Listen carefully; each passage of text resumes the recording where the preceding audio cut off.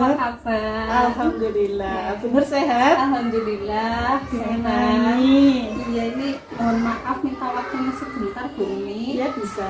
Iya, ini saya ada tugas CPP terkait wawancara kepala sekolah. Dan kan oke. selaku kepala sekolah PAUD PT Al Amin. Iya. Ya, saya ini minta waktunya sebentar terkait pengambilan kebijakan jenengan sebagai selaku kepala sekolah dalam mengatasi kasus-kasus di sekolah terkait dilema etika atau bijakan moral ini. Apa yang bisa saya bantu ini? Oh iya. Iya, terima kasih sebelumnya. Sama-sama. Iya, ini jadi selama ini kan jenengan sudah lama gitu jadi kepala PAUD PT Al Amin. Alhamdulillah, masih dipercaya. Iya, yang saya tanyakan jadi bagaimana jenengan itu mengidentifikasi kasus-kasus yang ada terkait dilema etika atau bijakan moral di lembaga itu seperti apa cara mengidentifikasinya? Selaku saya kepala sekolah di PAUD PT Al Amin, bagaimana cara saya mengidentifikasi kasus-kasus yang berkaitan dengan dilema etika dan bujukan moral. Begitu saya konfirmasi. Iya, Oke. Berarti saya akan menjawab berdasarkan pengalaman yang sudah saya lakukan. Insya Allah nanti semoga bisa membantu tugas jenengan dan untuk saya sendiri belajar sebagai kepala sekolah ini. Dari saya menjalankan kepala sekolah dalam mengidentifikasi kasus-kasus terkait etika dan bujukan moral itu ya. Saya dalam menjalankannya seperti ini Bu Nur. Jadi dalam sebuah lembaga itu kan mempunyai aturan untuk guru-guru baik para sekolah sampai guru sampai pendamping sampai pengasuh. Saya contohkan, mungkin ada jam kerja. Di jam kerja kami di lembaga PAUD PT Al Amin itu adalah untuk guru itu dari jam 7:30 sampai jam 2:30. Waktu kegiatan efektifnya adalah hari Senin sampai hari Sabtu. Nah, itu salah satu peraturannya. Nah, di lapangan ada beberapa guru yang saat kegiatan pembelajaran itu selesai jam 1.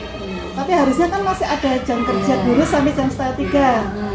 Ada 1 atau 2 guru itu setiap selesai pembelajaran jam 1 beres-beres 1:30 itu sudah izin pulang. Begitu. Otomatis ini menurut saya selaku kepala sekolah ini sudah ada aturan kok guru ini melakukan pelanggaran aturan seperti itu karena belum jam kerjanya belum selesai tapi sudah pulang. Terus saya tegur, saya tanyakan kenapa kok pulangnya kasih, karena ada pekerjaan tambahan. Tetapi saya sampaikan aturan di lembaga Al Amin itu pulangnya sampai jam 2:30 seperti itu. Tetapi besoknya mungkin mengikuti aturan, tetapi beberapa kali itu menyampaikan memang secara personal karena saya punya pekerjaan tambahan. Tetapi saya perhatikan ada pekerjaan tambahan ataupun tidak, karena pekerjaan tambahannya itu tidak setiap hari, tetapi hanya sesuai ada pesanan gitu ya. Berarti ada pesanan atau tidak saya cermati itu setiap selesai mengajar pulang. Nah, ini otomatis menjadi sebuah dilema etika ya. Dilema etika, dan ini akan mempengaruhi otomatis kondusifnya lingkungan di sekolah, akan menjadi kecemburuan. Nah, saya menganalisanya dari seperti itu. Ini dilema etika ini kalau ada salah satu guru yang melanggar aturan akan menimbulkan kecemburuan bagi guru yang lain. Salah satu kasusnya seperti itu. Kalau untuk satunya yang berkaitan dengan bujukan moral. Nah, terkait lagi aturan, seumpama di lembaga kami kegiatan kan dari Senin sampai Sabtu, tetapi mungkin ada kepentingan guru yang setiap hari Sabtu itu memang tidak bisa berangkat sekolah, tapi alasannya itu memang sangat mendasar karena kesehatan mendampingi kesehatan keluarga yang betul-betul setiap hari Sabtu itu harus perlu pengobatan yang serius.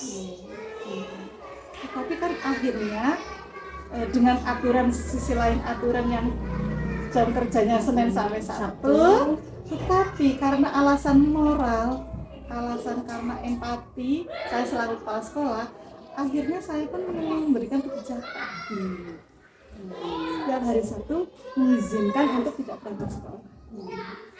Nah, ini kan akan menjadi sebuah persoalan. Persoalan karena di lembaga itu kan hanya satu. Jadi bagaimana ini akan menjadi sebuah dilema. Itu mungkin cara menganalisis kasusnya adalah dengan adanya sebuah peraturan, terus melihat bagaimana kinerja guru-guru dalam pemerintahan. Begitu. Kemudian selanjutnya itu dalam pengambilan keputusan di sekolah itu apa? Kan ada kasus-kasus begitu ya. Nah, Tadi kasusnya nah, itu ketika kasusnya sama-sama benar, terus menyangkut kebijakan sama-sama benar, terus menyangkut kebijakan yang benar juga. Nah, terus dalam mengambil keputusan itu caranya bagaimana? Oke, itu sering sekali dialami oleh seorang kepala sekolah. Saya sendiri selaku kepala sekolah sering mengalami begini. Sebuah keputusan itu alasannya itu hampir sama-sama benar.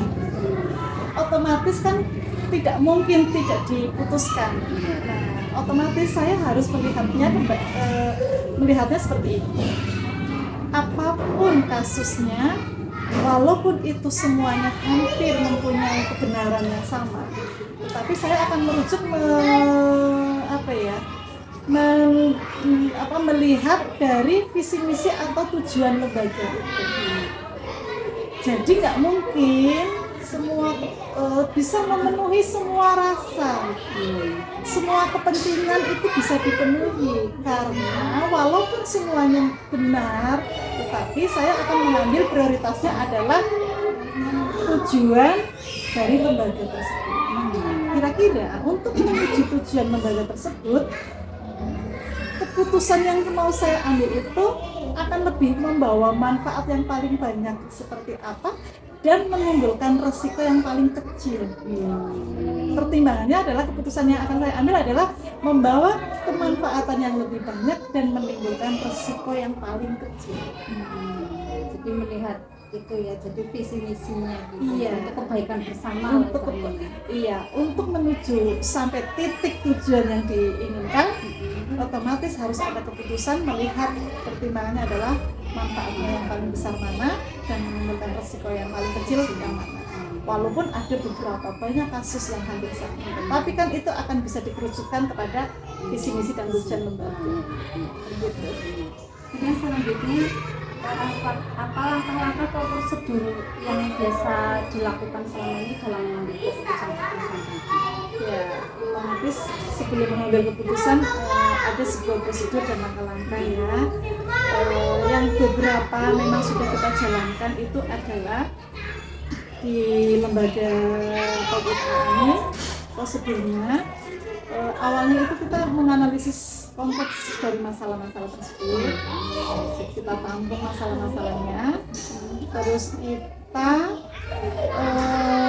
mengajak diskusi. Nah, kita ada sebuah program evaluasi secara rutin. Di lembaga itu kan ada program evaluasi. Evaluasi itu yang melibatkan semua elemen, baik dari kepala sekolah, guru, pendamping, pengasuh, semuanya terlibat. Evaluasi rutin. Nah, dalam evaluasi ini saya selaku pimpinan mengajak diskusi, terus saya menggali gagasan,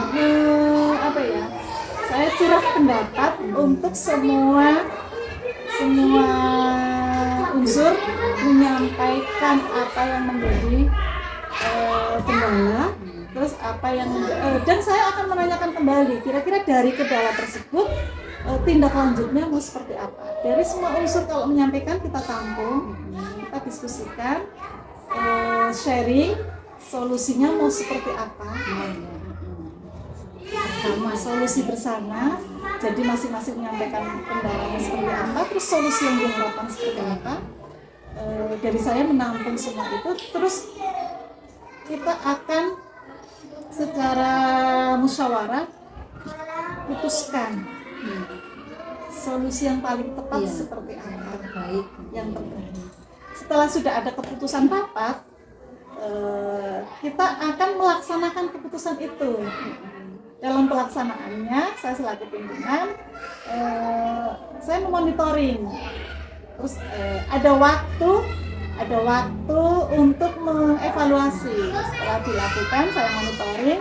Setelah tempo waktu kita tentukan, mungkin dalam waktu 1 bulan atau 2 bulan. Setelah waktu yang kita tentukan, kita adakan evaluasi lagi untuk memperbaiki seperti itu. Jadi semua guru itu mempunyai tanggung jawab untuk berpikir bagaimana pemecahkan masalah yang terbaik. Tidak hanya sepihak dari sekolah saja. Itu akan menjadi sebuah agenda rutin dan menjadi sebuah program rutin dari sekolah. Ya, kemudian selanjutnya hal-hal apa yang jenengan paling anggap paling efektif di dalam ketika mengambil keputusan tersebut? Yang paling efektif ya? Ya, kalau yang paling efektif itu dengan cara berdiskusi itu dengan melibatkan. Ya. Karena kalau keputusan itu hanya diambil dari pimpinan, jadi rasa memiliki dari guru-guru ataupun semua unsur dalam lembaga itu rasa memiliki dan rasa untuk mengikuti itu kurang, karena tidak pernah terlibat. Tetapi setelah kita mengajak, menggalinya itu dari guru, dari pendamping, dari pengasuh, semuanya terlibat, terbuka, terus mencari solusinya bersama. Setelah diputuskan menjadi sebuah keputusan, itu akan lebih efektif. Jadi bukan merasa itu untuk mematuhi peraturan pimpinan, tapi untuk mematuhi peraturan keputusan bersama. Berarti biar dia menumbuhkan dari dalam sendiri. Iya, dari dalam, dari rasa kesadaran lah, rasa kesadaran diri.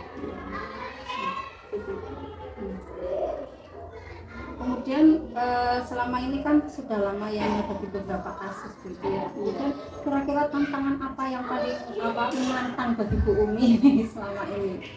Wah, kalau tantangannya banyak benar.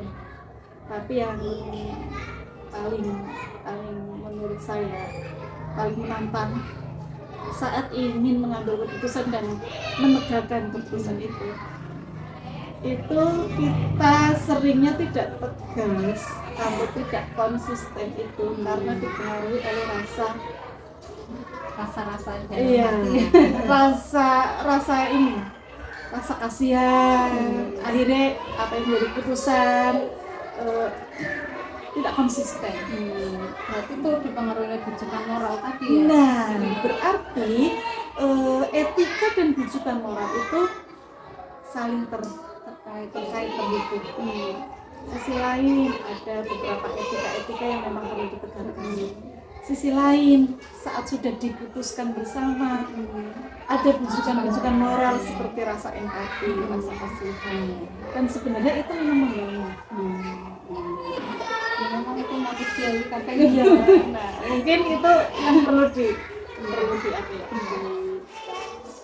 pelajari bersama lah. Mungkin karena hatinya bumi terlalu lembut, empatinya terlalu tinggi gitu. Ya sebenarnya gini, harusnya seorang pemimpin, saya sadar harusnya seorang pemimpin itu harusnya bisa memisahkan antara tugas menjadi seorang pemimpin dan dan rasa kasihan secara pribadi.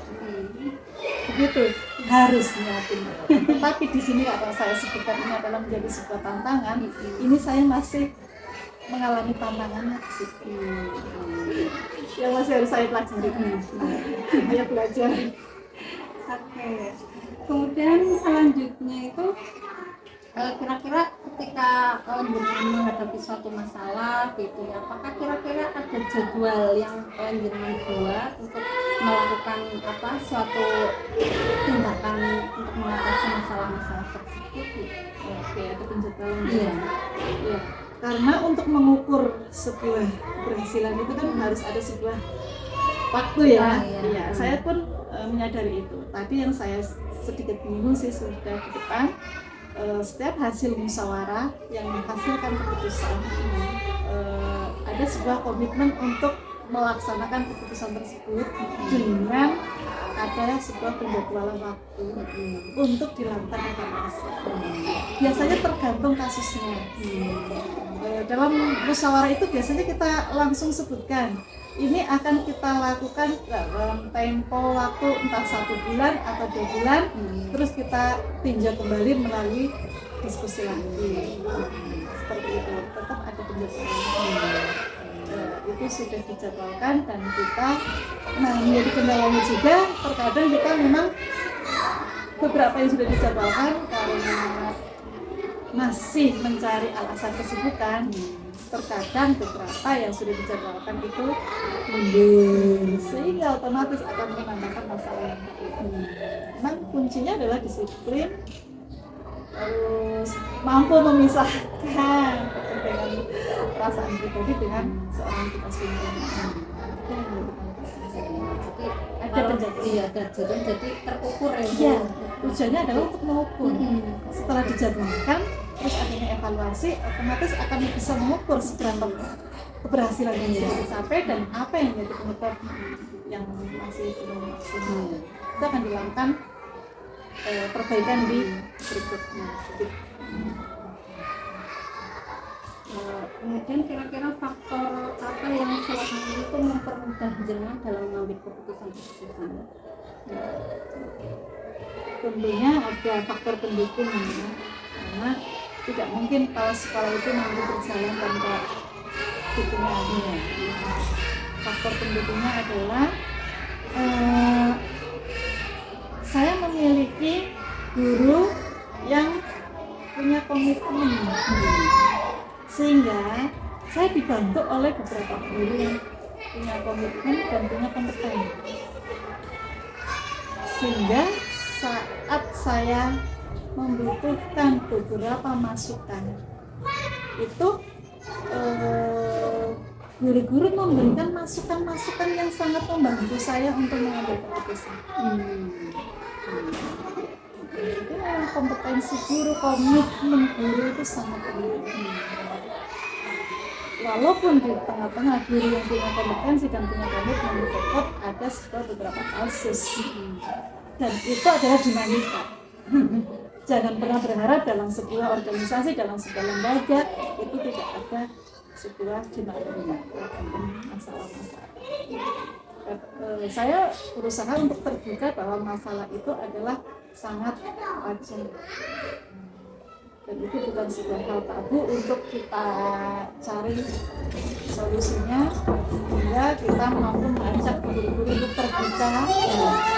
Saya punya guru-guru yang terbuka, yang kompeten, yang memberikan masukan untuk kebaikan itu. Gitu juga. Yang terakhir kita kan sudah diskusi ya tadi, wawancara dari awal sampai akhir.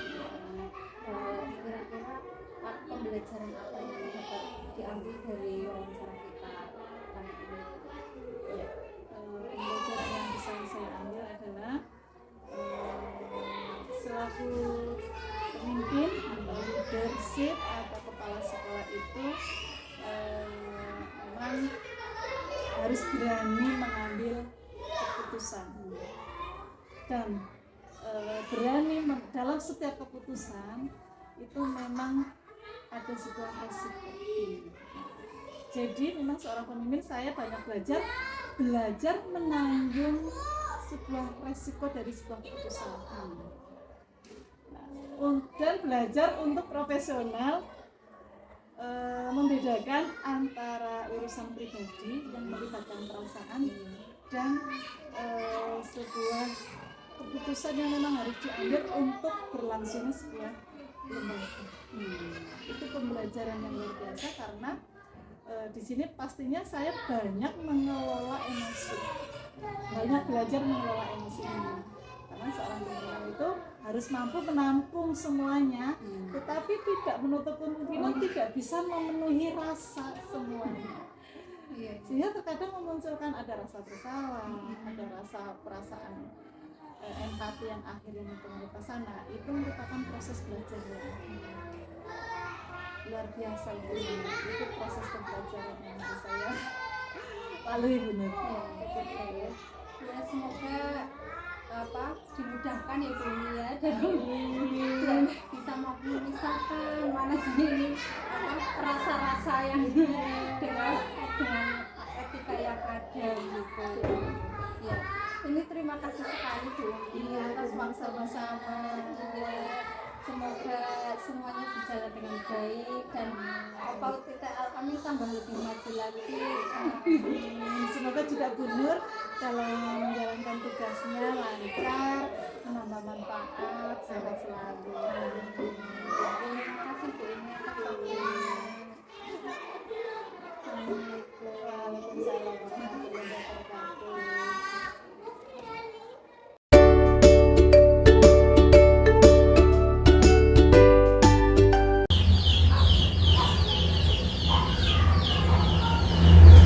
Assalamualaikum Bu Amar.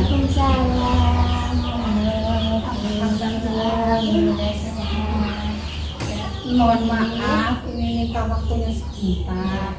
Saya mau wawancara sebentar sama Bu Ambar selaku Kepala TKIT Fit Armida. Ini sedikit maaf ya Bu. Iya, tidak apa-apa. Ya, ini terkait peran jenengan sebagai kepala sekolah di dalam mengambil suatu keputusan. Nah, ini satu hal yang pertama yang saya tanyakan, selama ini bagaimana Anda jenengan itu dapat mengidentifikasi kasus-kasus yang berkaitan dengan dilema etika dan atau dilema moral di lembaga. Ya, begini Bu, di lembaga kami kan ada semacam aturan, ada apa ya yang seperti tupoksi sebagai guru. Nah, jadi kami berpedoman dari tupoksi itu dan dari peraturan dari yayasan kami. Dan selanjutnya bagaimana dalam Anda jenengan menjalankan mengambil keputusan tersebut di sekolah untuk yang benar-benar sesuai dengan kebijakan yang ada. Begini Bu, saya kan di sini sebagai kepala, jadi saya ada atasan lagi yaitu ada pengelola, kemudian ada ketua yayasan. Jadi ketika mengambil keputusan saya pertama-tama saya ajak komunikasi guru saya dulu, kemudian saya komunikasikan kepada pengelola, kemudian dari pengelola ke ketua yayasan, baru nanti keputusan intinya dari yayasan. Oh iya, berarti ya, jadi ada kolaborasi ya. Iya. Jadi tetap sesuai dengan keputusan yayasan bagaimana. Iya. Nah, kemudian selama ini dalam jenengan mengambil keputusan itu langkah-langkah yang dilakukan bagaimana? Nah, seperti itu tadi Bu. Iya. Iya, pertama-tama saya ajak komunikasi dulu dari guru yang melanggar etika itu. Iya. Kemudian saya komunikasikan kepada pengelola. Dari pengelola kemudian ke ketua yayasan. Kemudian nanti kami dipanggil bersama-sama untuk menyelesaikan masalah itu. Ya, berarti itu ya saling terkait nih. Iya, jadi nggak bisa saya memutuskan sendiri. Iya. Iya. Nah, kemudian menurut jenengan itu selama ini yang paling efektif itu dalam mengambil keputusan yang seperti apa? Karena kita sudah seperti teman ya Bu, sudah lama bergaul, sudah lama bersama, jadi kita selesaikan secara kekeluargaan dulu. Iya. Jika sudah ajak komunikasi, ngobrol dari hati ke hati, kemudian saling menerima, ya sudah sampai di situ selesai. Begitu Bu. Kalau misalnya belum selesai, baru saya komunikasikan ke pengelola. Iya. Berarti intern dulu ya? Iya, intern dulu. Langsung ke guru yang bersangkutan. Ya. Kemudian selama ini kira-kira tantangan apa yang Ibu Ambar hadapi dalam mengambil keputusan? Ya, karena saya terbilangnya masih baru jadi kepala, kemudian saya ada rasa nggak enak hati dengan teman-teman, kadang-kadang suka sungkan gitu ya, terutama itu sih Bu, sungkan ya. Iya, mungkin ya karena belum lama juga ya Bu ya. Iya, jadi masih aduh gimana ini ya, baiknya gimana kayak gitu, sering bingung sendiri. Makanya saya sering ajak ngobrol dulu teman saya itu, nanti kalau sudah oke sama-sama ini baru ya sudah kita anggap selesai. Iya. Kemudian apa ada jadwal untuk apa misalnya? Oh ini ada masalah seperti ini, saya harus menyelesaikannya saat ini gitu. Apakah ada jadwal tertentu yang jenengan buat atau bagaimana? Saya sih seringnya serta merta Bu. Jadi ketika ada masalah, ya misalnya ketika pembelajaran, sesudah pembelajaran hari itu juga saya usahakan selesai. Jadi besok sudah kita buka lembaran baru. Clear ya. Clear. Biar tidak berlarut-larut, juga yang gurunya juga jadi introspeksi, kamu juga saling membenahi diri. Jadi segera dituntaskan lah ya. Tidak ditunda-tunda ya. Iya. Oke. Ya, kemudian faktor yang mempengaruhi jenengan dalam mengambil suatu keputusan kira-kira? Nah itu tadi dari saya sendiri, saya terbilangnya masih baru jadi kepala, jadi masih ada rasa sungkan, rasa tidak enak, terus ya seperti itu. Intinya saya nggak enakan. Iya. Jika belum begitu paham tugas kepala itu yang saya jadi kepala atau jadi teman seperti itu. Iya. Jadi masih penempatan posisi ya sebagai teman atau sebagai kepala gitu ya. Saya ada rasa oke Bu istilahnya ya. Iya, oke. Terus yang terakhir ini jadi pengalaman jenengan selama ini dalam mengambil keputusan, pengalamannya yang bagaimana? Pengalaman saya seringnya karena kita karena sudah lama bersama, seringnya saya lebih ke ngobrol dari hati ke hati, kita selesaikan secara kekeluargaan, baru nanti kalau belum selesai kita komunikasi dengan pihak yayasan, pihak pengelola seperti itu. Jadi intinya ya jangan sampai kemana-mana dulu. Itu intinya, kalau masih bisa diselesaikan intern kekeluargaan ya sudah, tidak ke mana-mana, tidak ke yayasan, tidak ke pengelola. Lebih ke pribadi. Iya, saya enaknya kayak gitu karena dari awal saya menjadi kepala, saya komunikasikan kepada teman-teman bahwa kita itu bersama-sama, tidak ada kepala, tidak ada badan, tidak ada apa, pokoknya kita itu bareng-bareng, kita adalah sebuah tim seperti itu. Ya, terima kasih sekali ya. Berarti ini memang jenengan lebih ke pribadi ya. Iya begitu.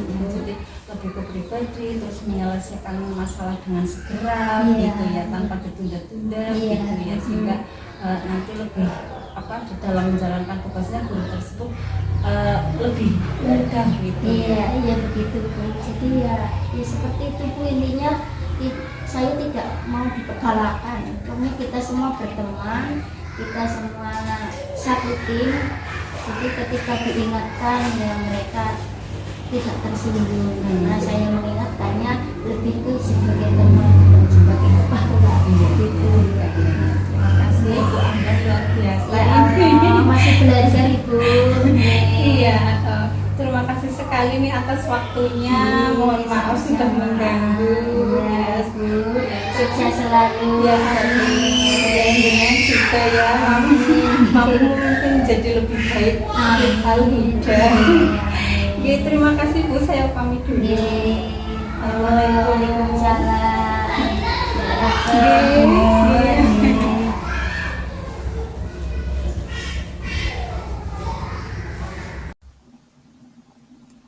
Refleksi wawancara. Hal-hal menarik apa yang muncul dari wawancara tersebut? Pertanyaan-pertanyaan mengganjal apa yang masih ada dari hasil wawancara bila dibandingkan dengan hal-hal yang Anda pelajari seperti 4 paradigma, 3 prinsip, dan 9 langkah pengujian? Apa yang Anda dapatkan? Hal menarik yang saya dapatkan dari wawancara adalah narasumber lebih mengedepankan diskusi bersama dengan seluruh elemen kerja daripada mengambil keputusan berdasarkan pandangan pribadi. Selain itu, beliau juga masih merasakan dilema etika ketika menghadapi masalah yang berkaitan dengan model rasa keadilan dan rasa kasihan atau justice versus mercy. Oleh karena itu, beliau masih melonggarkan peraturan atau kode etik yang berlaku dengan alasan empati. Tidak ada pertanyaan yang masih mengganjal setelah wawancara berlangsung karena saya cenderung setuju dengan pandangan yang dimiliki beliau. Bagaimana hasil wawancara dengan 2 atau 3 pimpinan yang Anda wawancarai? Adakah sebuah persamaan ataukah perbedaan? Kira-kira ada yang menonjol dari salah satu pimpinan tersebut? Mengapa? Apa yang membedakan? Hal menonjol dari narasumber adalah beliau cenderung mengambil keputusan dengan cara diskusi untuk mencapai keputusan bersama. Hal ini dilakukan untuk memaksimalkan manfaat dan meminimalisir kerugian bagi seluruh pihak yang terlibat. Sedangkan untuk narasumber yang kedua, saat mengambil keputusan lebih berpedoman pada yayasan. Apa rencana ke depan para pemimpin dalam menjalani pengambilan keputusan yang mengandung unsur dilema etika? Bagaimana mereka bisa mengukur efektivitas pengambilan keputusan mereka? Narasumber berencana untuk tetap mempertahankan diskusi untuk mengatasi masalah yang berkaitan dengan dilema etika. Untuk mengukur efektivitas solusi yang telah diputuskan, beliau mengamati jalannya solusi tersebut dalam jangka waktu tertentu. Dalam periode akhir waktu tersebut, beliau akan melakukan evaluasi untuk melihat bagaimana hasil dari keputusan tersebut dan berusaha mementingkan dilema etika daripada bujukan moral. Bagaimana Anda sendiri akan menerapkan pengambilan keputusan dilema etika pada lingkungan Anda, pada murid-murid Anda, dan pada kolega guru-guru Anda yang lain? Kapan Anda akan menerapkannya? Berdasarkan apa yang telah saya pelajari sebelumnya mengenai konsep pengambilan keputusan dilema etika, saya tentu akan mengaplikasikannya dalam kehidupan sehari-hari. Hal ini tidak terbatas pada lingkungan kerja, akan tetapi juga pada lingkungan keluarga dan masyarakat sebagai panduan dalam pengambilan keputusan. Tentu konsep tersebut dapat digunakan dalam kehidupan sosial yang tidak lepas dari problematika yang muncul. Konsep tersebut dapat diterapkan ketika menemui permasalahan berbentuk dilema etika. Kejelasan suara atau tulisan di video atau blog naratif Anda, format apa yang akan Anda gunakan? Sudahkah Anda mengujinya, membacanya, dan melihat hasilnya? Membayangkan bila orang lain membaca tulisan Anda? Hasil wawancara yang telah dilakukan akan diunggah dalam akun YouTube saya. Format yang digunakan berupa tanya jawab bersama narasumber. Jujur saja, saya kurang puas dengan hasil video yang saya buat, terutama dalam kualitas audio yang kurang baik. Kurangnya kualitas audio ini disebabkan lingkungan sekolah yang ramai karena proses perekaman berlangsung ketika jam istirahat. Hal ini diperparah kurangnya alat yang memadai untuk menunjang audio input. Durasi waktu atau panjang tulisan, apakah sudah diuji untuk maksimal dan minimal waktu berbicara, atau apakah sudah ditinjau isi dan panjang tulisan Anda dan kepadatan intisari materi yang Anda ingin sampaikan? Ketika saya mewawancarai narasumber, saya tidak membatasi waktu bagi narasumber untuk menjawab pertanyaan. Hal ini didasari dengan tujuan narasumber dapat memberikan jawaban yang jelas dan tidak terkesan terburu-buru dalam memberikan jawaban. Selain itu, sebelum wawancara berlangsung, saya telah menyiapkan daftar pertanyaan sehingga wawancara dapat berjalan secara kondusif dan mencapai tujuannya. Dengan demikian, materi yang didapatkan dapat diterima secara padat dan informatif. Terima kasih, semoga bermanfaat. Salam dan bahagia. Wassalamualaikum warahmatullahi wabarakatuh.